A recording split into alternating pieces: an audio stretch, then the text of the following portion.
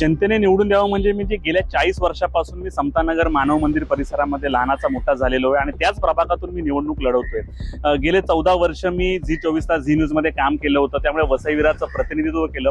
HP लाईव्हच्या माध्यमातून गेल्या 8 वर्षापासून मी पत्रकारिता करतो, त्यामुळे जनतेचे प्रश्न म्हणजे लोक ते प्रश्न घेऊन चॅनलच्या माध्यमातून माझ्या पुढे येतात। तर मी विचार केला पत्रकारितेची जोड आणि एकीकडे आपण नगरसेवक जर झालो, दोघांची सांगड घातली तर मी जनतेचे प्रश्न आणखीन सोडवू शकतो।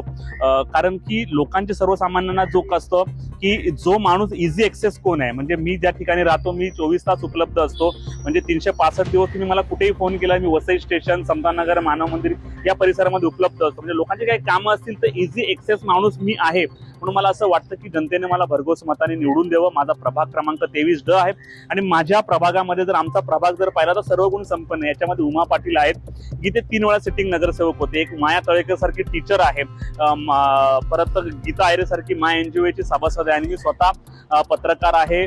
त्यामुळे माझ्यासारखा उमेदवार हा लोकांना योग्य पर्याय आहे, म्हणून मी निवडणूक रिंगणात उतरलोय। म्हणजे जी बघा नगरपालिकेच्या इलेक्शन मध्ये जर पाहिलं तर नगराचे छोटे मोठे प्रॉब्लेम असतात, वृक्ष कटिंग असेल किंवा गटारांची सफाई असेल किंवा साचलेला पाण्याचा निचरा लवकरात लवकर कसा होईल, ही जी छोटी मोठी कामं आहेत, विद्युत तारा आहेत त्यांना आपल्याला अंडरग्राऊंड करायचं आहे, ते छोटे मोठे प्रॉब्लेम जे काही असतील, महिला बाल कल्याण समितीच्या ज्या काही योजना आहेत त्या लोकांपर्यंत पोहोचवायच्या, शासनाच्या योजना लोकांपर्यंत पोहोचवून शासनाच्या योजनेची जी काही मदत आहे लोकांच्या खात्यात कशी जमा होईल ते आपला प्रयत्न राहणार।